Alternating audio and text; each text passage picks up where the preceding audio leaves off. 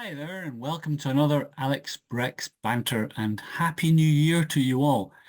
It is the 3rd of January, the day I recorded this podcast and video. And as you probably know, I live in Scotland, so it takes us a couple of days to reanimate ourselves after our New Year celebrations. We call it Hogmanay in Scotland, and Hogmanay in general lasts about 48 hours.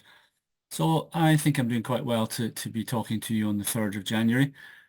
Also, we've had power cuts and horrendous weather, as many of you have around the world. So it's probably a miracle that I'm talking to you today. So I just wanted to say Happy New Year and get 2024 off and running, and to thank you all for the great launch of my most recent book, No Place to Hide, in December. So the launch went really well. I don't profess to be anything expert in marketing or anything like that, and quite often my book launches aren't particularly exciting, but this one seems to have taken off, and I was pretty high up the rankings in Amazon for a couple of days, which was quite nice to see. I think I was in the top 300 in Kindle, so on launch day, so that was pretty good. So thank you again, any of you that you pre-ordered the book. And I also wanted to say a huge thank you to those of you who have left me reviews, book reviews. And again, I'll put my hand up and say I'm not one of the best at asking for book reviews. And this book, No Place to Hide, it's the 5th Ridge Walker thriller, and it's the 7th full-length thriller that I've published. I've got two other thrillers, the Lachlan McLean series.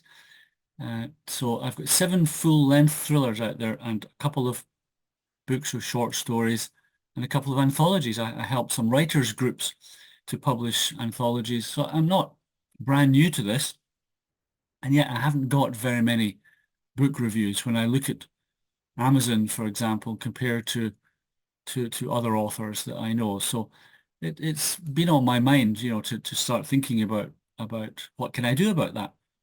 I'm not particularly happy with my website. My alexbreckbooks.com website needs a lot of maintenance and a revamp for 2024. So that's on my urgent to-do list this month to revamp my website. And that will hopefully help as well. But reviews are one of those weird things. I've got friends that would lend me their car for a weekend. I've got friends that would lend me the use of their house for a weekend. I've got friends that would lend me money if I ever needed it, without a second's thought. But asking people or expecting friends and people to give you book reviews, it really is like getting blood out of a stone. And I think we're all guilty of that to a certain extent. If I buy something for the garden, on Amazon for my wife, and I get an email a couple of days later saying, what did you think of those, reinforced trousers for chainsaws, Mr. Morton? Do you want to give me a book, a review for those chainsaw trousers? I'm just going to go, no, not interested. And it's a bit like that, I think, for book reviews. People think that people who are not writers, who are not involved in the book world, they think reviews are not important. They don't understand that book reviews are actually quite important for us authors, if nothing else, but to give us the confidence to keep going.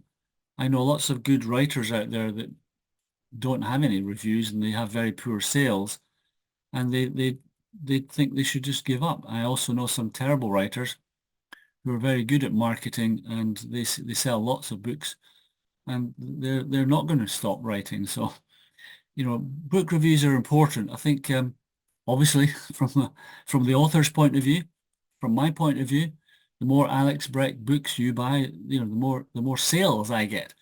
That goes without saying. That could be anything. It could be egg cups or typewriters, anything. Obviously, the more sales, the more of you buy my books, the more reviews I get, the more sales I get, the happier I am. But it's it's more about that. It also helps me share my books to more different people, a bigger, wider audience, if you like. So that's important for me to, to try and build some kind of community. I'm quite, um, known in my small community, as an author, and people seem to like my books. But I could do with, engaging with more people further afield, and that's why reviews are important.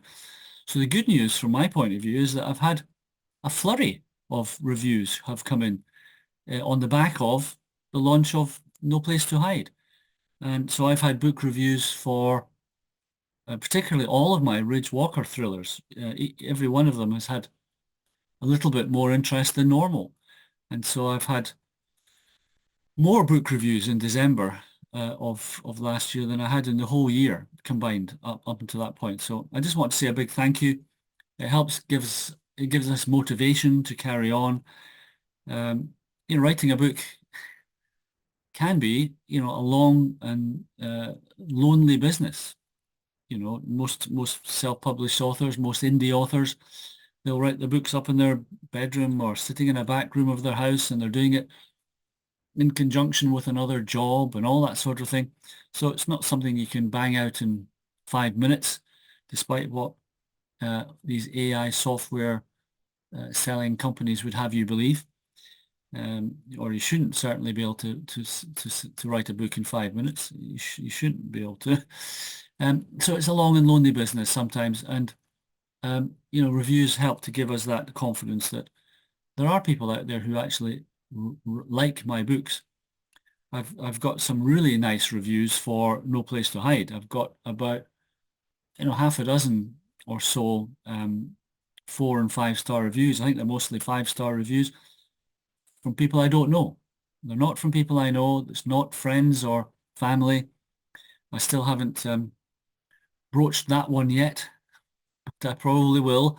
And it's on my list to do for 2024, ask my friends and family for reviews. But, it's difficult to do that. And also the algorithms and Amazon and the system doesn't really like it when it's friends or family, particularly giving you book reviews. So this is great because these are all from people that I don't know, just on the back of my my launch and a little bit of promo work on social media. That's really all I've done.